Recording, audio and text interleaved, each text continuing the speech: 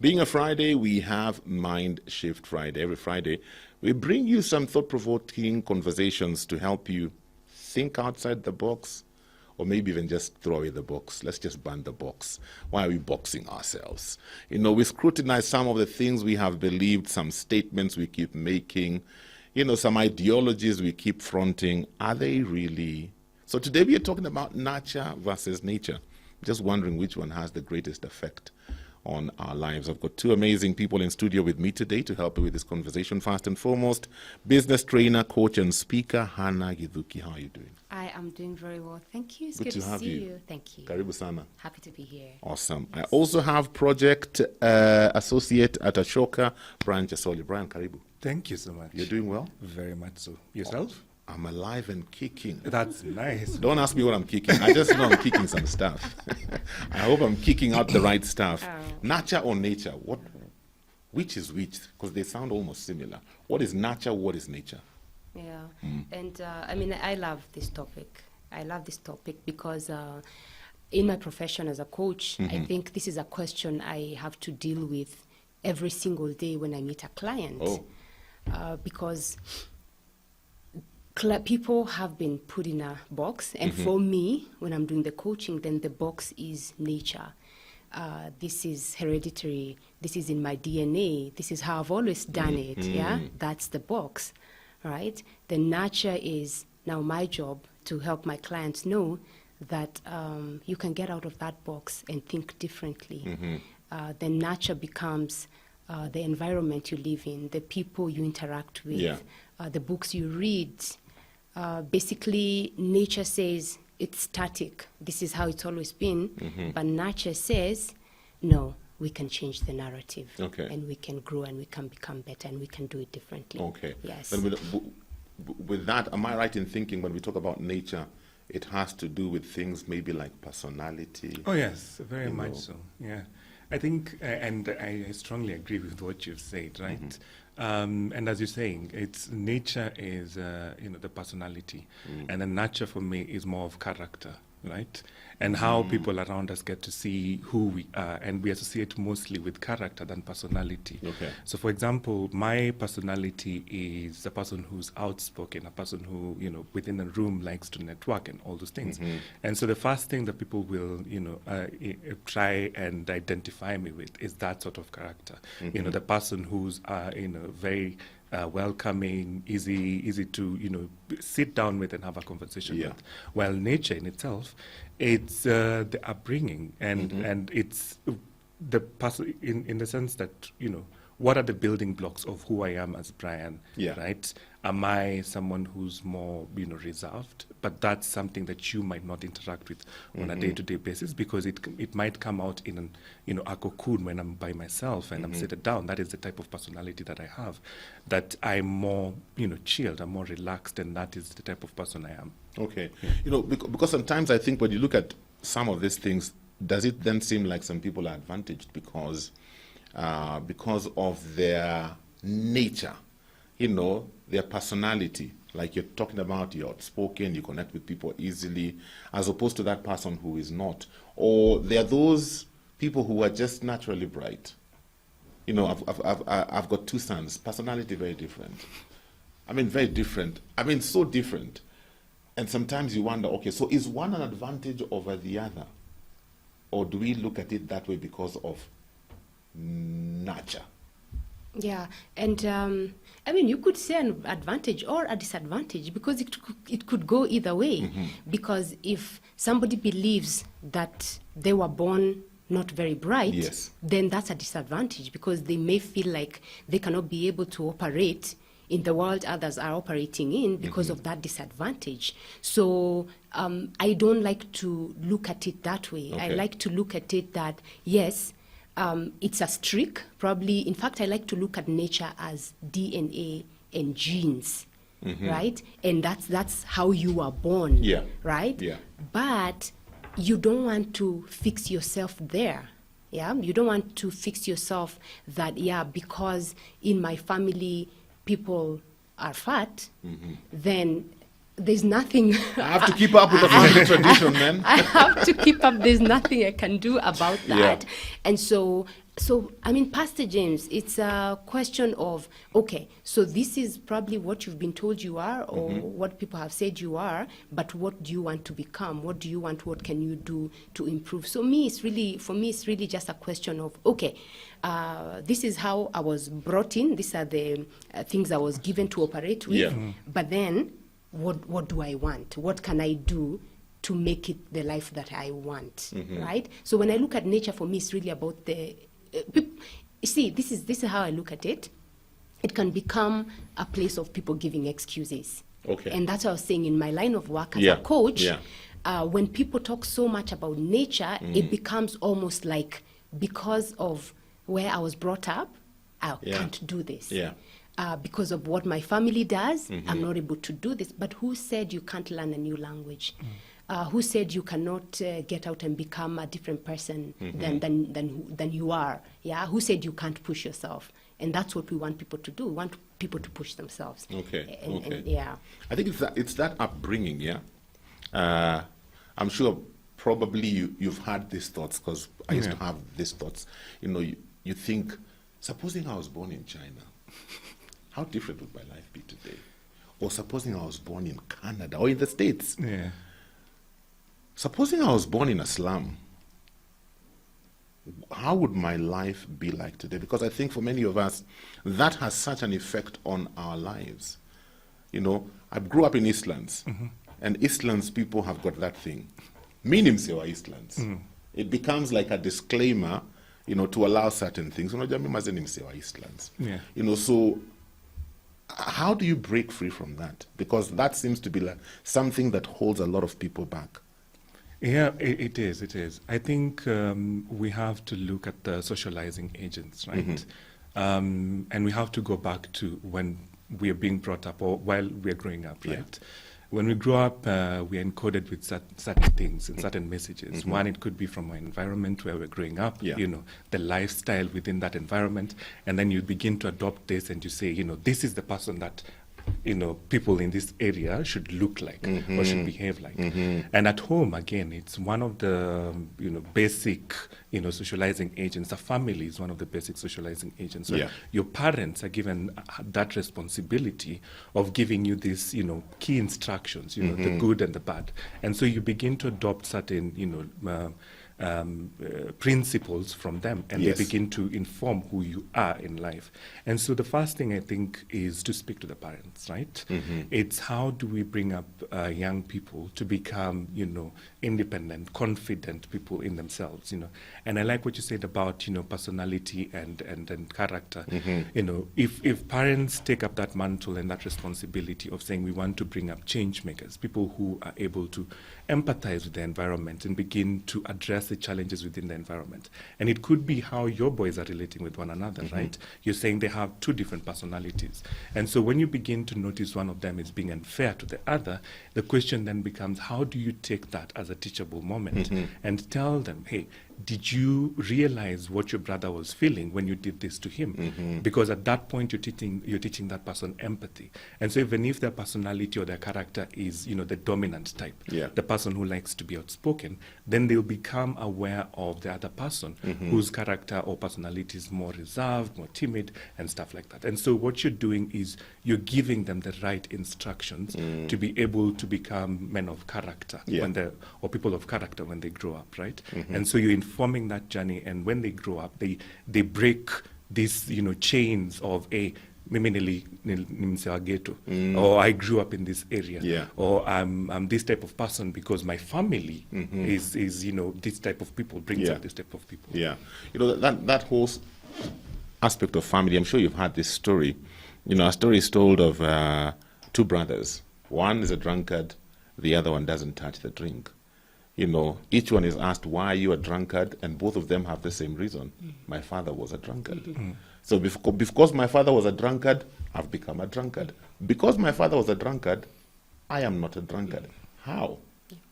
How is that possible?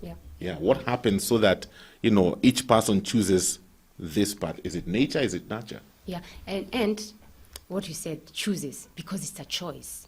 right? It's a choice. There is what is happening around you, then you choose, how do I react to what is happening around me? Yeah. And by the way, that's the conversation of every single day.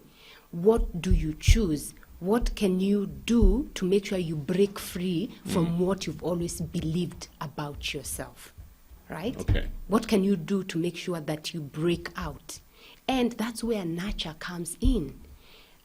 Who are you walking with? What books are you reading? Who are you listening to?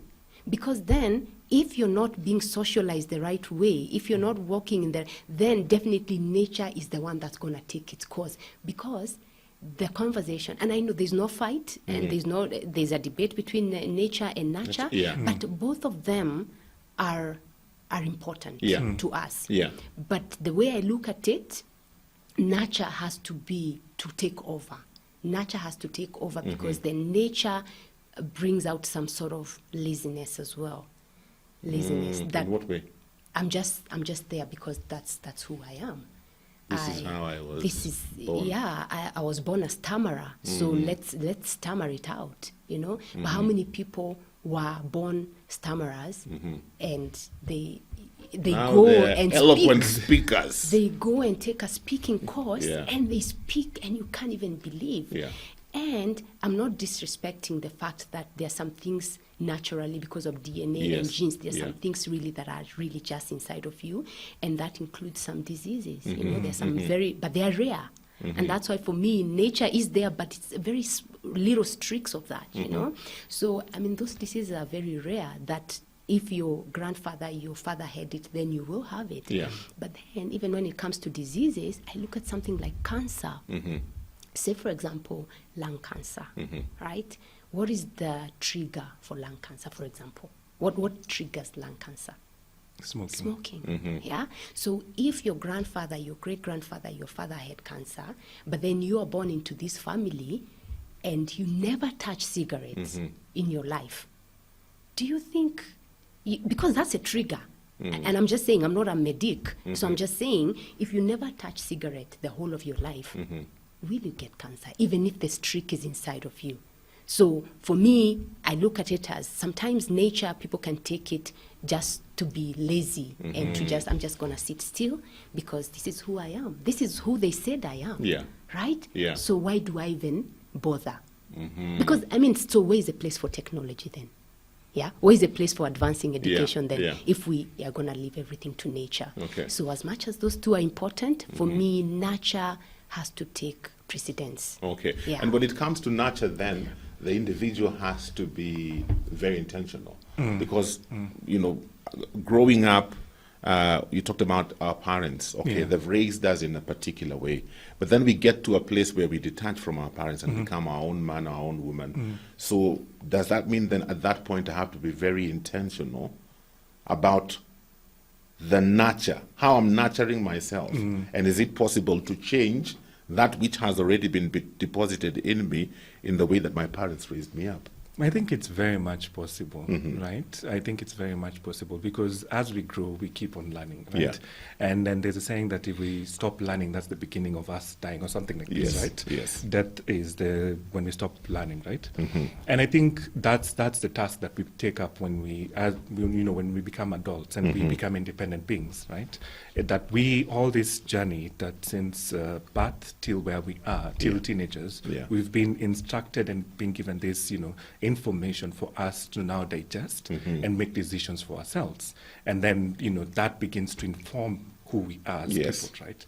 And so when we get to a certain point and we become now independent, we are not relying on our parents to make decisions on us, or adults, not necessarily parents, right?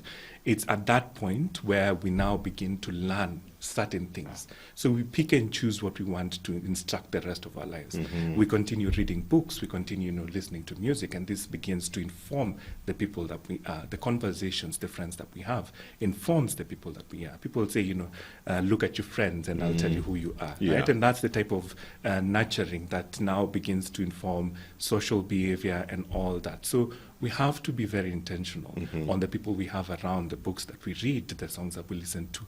All these things give us information, and then we digest them, and then we become the people that we are. We speak what we are internally, right? Yeah. And this is information that we are digesting from different sources. Okay. We are talking about nurture versus nature. I'm just wondering whether the environment one is in plays a part in this conversation. And this is how I'm thinking. I've seen people who, back here at home, they're struggling. There are some jobs they will not touch. And then they get an opportunity, they go abroad. They go to the States, they go to Canada, they go wherever. And maybe even the job they're doing there is not something they'll be willing to do back home. But there they do it, they thrive, their life changes. And I keep wondering, okay, is it the environment then? I mean, definitely the environment affects us both negatively or positively. Yes. Yeah. And so if you've always believed you can't do this, and in your surrounding people don't do these things, then you go to an environment where people do those things, you will end up doing those things because there those things are allowed and you've been given the freedom to do it. And so when you talk about people who, go abroad and do this kind of jobs, it's because in this country, for example, washing people's houses and being a house help is probably looked down on. Yeah. Especially if you're an educated person. Yes. But you see, on the other side, you're going to get in your car and go to someone's house and clean the house, get your $100 and go. So yes, the environment does affect us a lot. Pastor James, I have 3 children. Born here in Nairobi. If I got a 4th baby right now, yeah, and naturally we're Kikuyu, I speak Kikuyu. My kids probably do. I don't know if they do. Yeah. If I got a 4th baby right now and immediately shipped them to Spain, what language would they speak? What would they know as their way of, how would they grow up? They would grow up totally different from my children, even though they came from the same womb. Yeah. They would grow up differently because the environment does affect you in very many ways, negatively, positively. It shapes who you are. Yeah. So then is it wrong for people to blame the environment? Because there are some people who say they are disadvantaged because of the environment they were born in. I think there's a lot that comes to play, Yeah. right? And that is what is being brought out from the conversation. Because if you look at the scenario that you've presented us, right?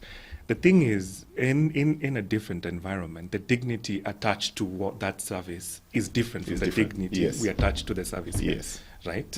There it's more dignified, or it's a bit dignified to go to someone's house and help them do a certain service, and there's a value attached to it, and that value matters in society, and that is what we measure, the value that is being attached to a specific service, right? Because there you're being paid well, and here you're not being paid well, and therefore you do not deserve dignity from people, and that is how we look at things. So does the environment come to play? Yes. Can we blame the environment? No, but we can blame society, because society gives us the norms, It says what is right and what is wrong. Yes. And we as the people in that society begin to take this in and check. So we have a marking scheme and we're saying, okay, what job do you do?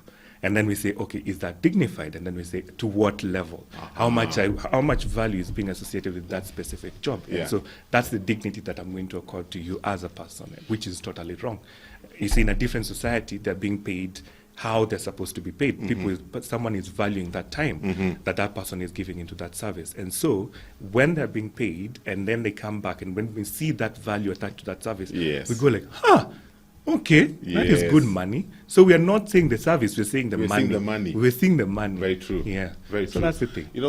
What Brian is speaking, I'm just thinking, a couple of years ago, I would see Chinese tourists coming to Kenya, covering their mouths and their noses. And I was thinking, do they even know how they look with those things covering their faces? And till today, it feels strange when we don't have a mask. That's true. I mean, the society and the beliefs and everything shifted completely. And now, without even being told, Man, if we don't have that mask on, we Yeah. feel like there's something missing. Yeah. Yeah. I mean, it means that only goes to show Yeah. that you can learn things, you can unlearn things. You can learn new things, you can unlearn new things. Yes. Yeah. Listen to this Yeah. comment. This one is from Wamboi. Wamboi says, I believe that one's personality is influenced by nurture. People are born a clean slate and they learn from the environment. Nature affects only the biological aspect. One can thrive in a thriving environment. No. I'm totally in agreement because you see, like for example, the nature of being an introvert. Yeah. Fine, yes, you are born an introvert. You believe naturally that's who you are. Yeah. But then you have been thrown into this corporate environment, and you need to relate with people. You need to speak with people. So there are things you can do as introverted as you are. Yeah. To learn some extroverted traits so that you can be able to do the job that you want to do, right? And so, yes, of course, biological genes, but then let the environment, the environment and the people you socialize with and the things you do every single day and the people you interact with, they nurture you to become. Yeah. Yeah. Okay. You know, you said this is a conversation that you have every day in your coaching practice. What would you say are some of the major barriers that people face when it comes to nature nurture? I've always done it this way. In my family, we don't do this. In my culture, and I respect culture, by the way. I respect culture. Yeah. But again, in my culture, women are not allowed to, or women don't make more money than the wives don't make more money than the husbands. That's just an example, right? In my culture. Yeah. And so it's a limiting belief. Yeah. The nature part becomes a limiting belief that because of where I am coming from, Hannah, the things you're asking me to think outside the box of, I'm not able to do. This is how I've always been doing it. Yeah? I cannot be able to do this. And so the conversation then becomes, then what? Then what? How are you able to reach what you want to reach if you're not able to think differently from how you've always thought? Yeah. Because coaching is about asking questions, asking the right questions so that the person can start seeing other options. But nature says there are no options. Nature says you're stuck here, this is who you are. Yeah. Nature says look outside the box and see all the opportunities and all the options. See change. So Yes. nature is we can change. Nature is let's chill. This is who we are. It's in our DNA. It's in our genetics. Culture. When she said culture, I felt something. Because culture is strong. Yes. I've even seen in the Christian faith, a good number of people struggle when it comes to matters culture. And I usually say that culture kicks in the strongest when we are the happiest or when we are the saddest. When a baby is born, when we have a wedding, that's when these cultural things come up. Yeah, very Or true. when somebody dies, Yeah. is when you will hear, sisi mtu akikufa huko kwetu, Hivi ndivyo venye this is what we do. And I'm just wondering, is it possible to break free from culture? Is it really possible? Because it's such a deep thing. I think it's possible to break through of everything that holds us back. I think it's very much possible.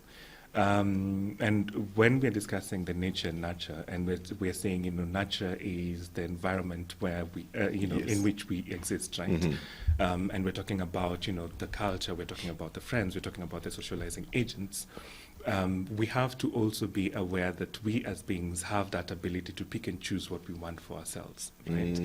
And so when we're in these environments where you're having a wedding and you're being told these are the steps that we need to Yes. take, and you're in disagreement with that, you're presented with a choice.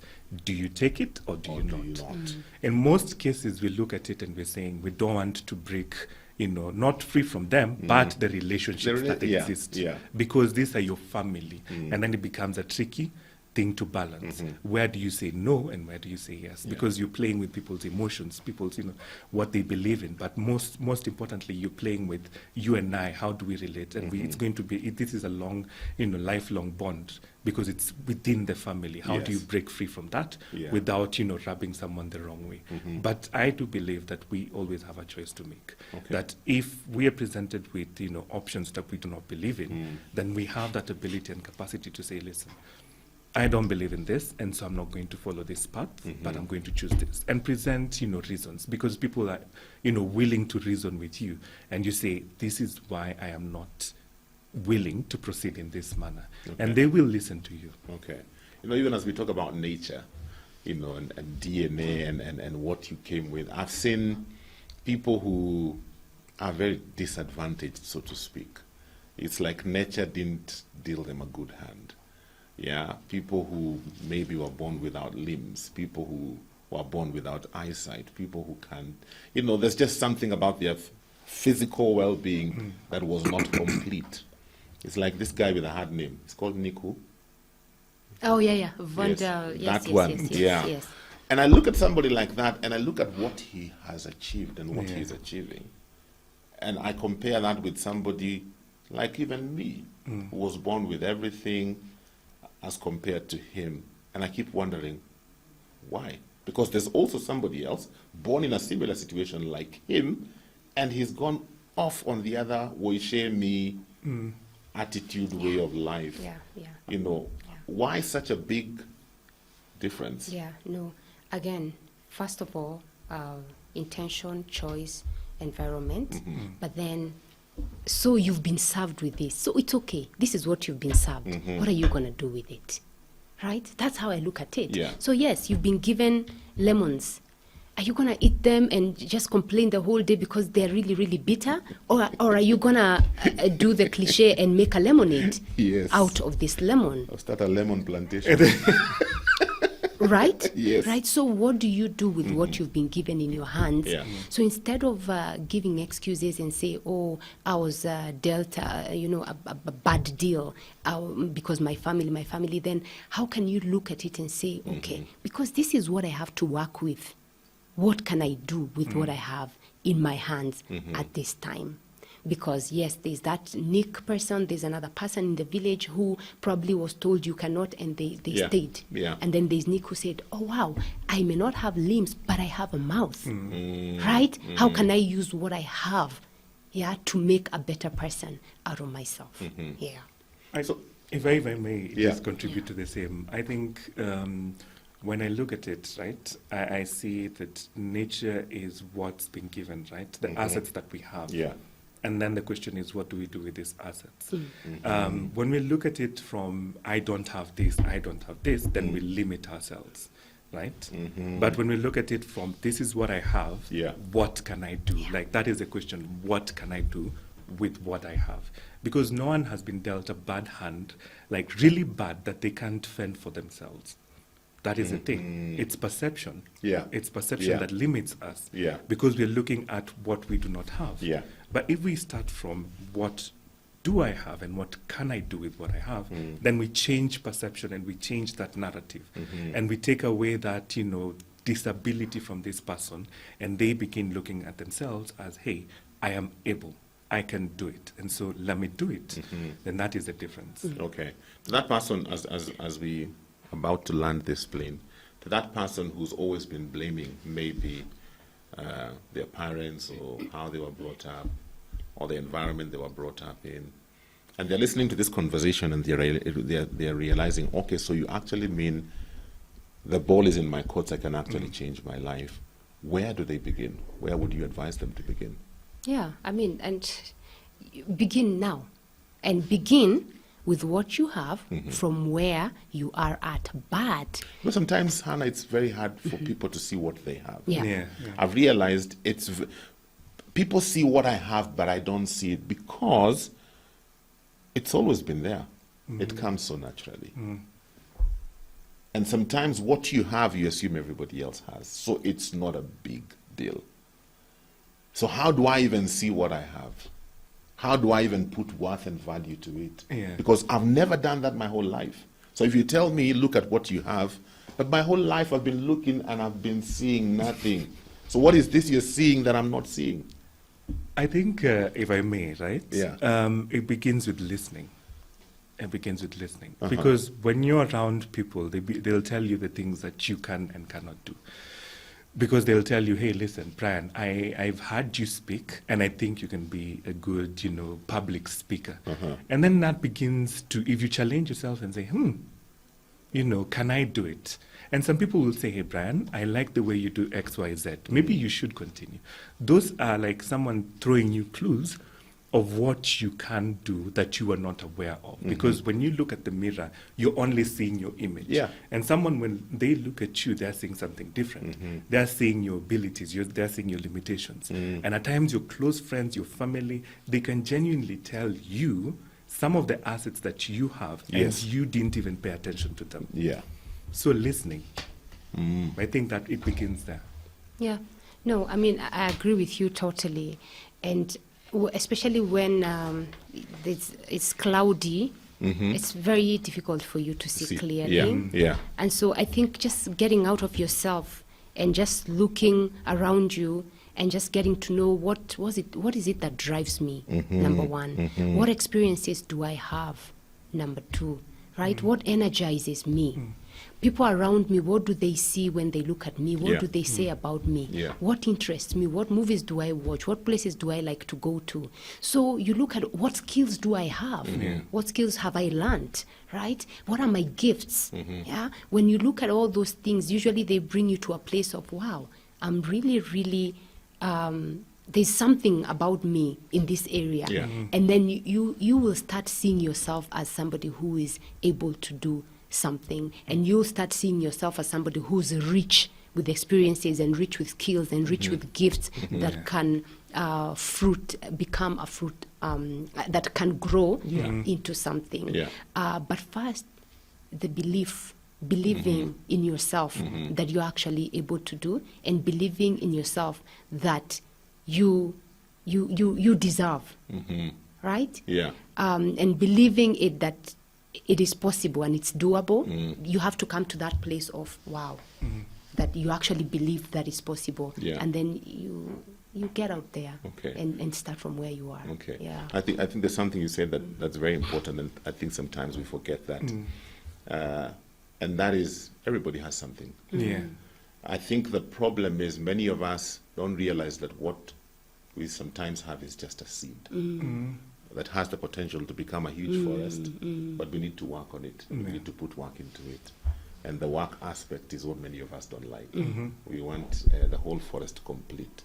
Yeah, that's what we are looking at. And we are looking at what we have is a seed, but it doesn't look like that. But if you work on it and you give it time, it will look like that. My producer is screaming in my ear. Parting shot, 1 minute. I think what I can say is we should do an introspection, and that's what we've been talking about. Yeah. Really having a look inside and saying, what are the assets that we've been given, that I've been given, right? And then starting from there, asking yourself, what do I have and what can I do? Then, I cannot do this because. Changing that statement is key. That is my parting shot. Parting shot. Yeah, I mean, same thing. Like we keep telling our children, you can become whoever you want to become. Yes. Sometimes I'm like, let's tell that to ourselves as well, that it is possible to become what you want to become. It is possible to defeat the things that look very challenging. So again, look inside of you and see, what do I have right now? Where am I right now? And see then, how can I defy nature? And I know that's a big one, but how can I defy the things that I've been told over and over again to then become the person that I want to become? Yeah? To then push myself, do things that are a bit uncomfortable. In fact, become comfortable in the uncomfortable. Uncomfortable, I like that. Right? Yeah. Become comfortable in the uncomfortable so that you can become the person that you want to become. Wow. So start from where you are with what you have, but also believe that it is possible to become. Maybe they should come for one of your dream board parties. Oh my goodness. And those are just eye-opening, Yes. just seeing where you want to go and then yes. working backwards. Yeah. In fact, I have an event on Saturday for life mapping, by the way, Pastor This James. Saturday. It's a life mapping event. Yes. And it's exactly that. Where do you want to be in, say, for example, 5 years? Yeah? Put Yeah. it there. And then let's work backwards to see Yes. What where needs are to you be now? done. What Yeah. needs to be done for you to get to that? And that's really just defying nature Yes. and saying, I can do this, right? I love it. Yeah. Thank you so much. I wish we had more you. time. Yeah. Nature has only given us so few minutes. But we'll make a point and call you guys back again. Yes, I sir. really enjoyed this conversation. Yes, sir. I Thank did too. you. Also. My time is up for Mindshift Friday. Thank you so much for tuning in. This week has been an amazing week. I've been having a donut every morning when I come to the office, courtesy of Donut World. Kama haujakula donut za huko, my friend, I don't know what you're chewing, but you need to taste donuts from Donut World. And their outlets currently are closed down, but their services are still on. So you order, they deliver. You order by calling their numbers.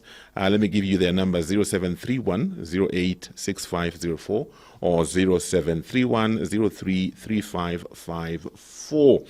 They have different flavors of donuts. You have cherry, you have chocolate, cinnamon, vanilla, glazed coconut, and peanut. You're spoiled for choice, my friend. They come in boxes of 6 at 1,020 bob, or 8 at 1,360, 10 at 1,712, at 2,040. So, my friend, give them a call and have them deliver some donuts your way. You will enjoy them. I can guarantee you they are just unbelievable. In fact, I can't wait to finish because I know I have a donut today. Thank you so much. Let's get into mental health issues. Food for thought with Professor Ndete. Thank you for watching. Remember, subscribe to our YouTube channel so that you can get notified whenever we upload new fresh content every day. Stay tuned and enjoy fresh, uplifting content.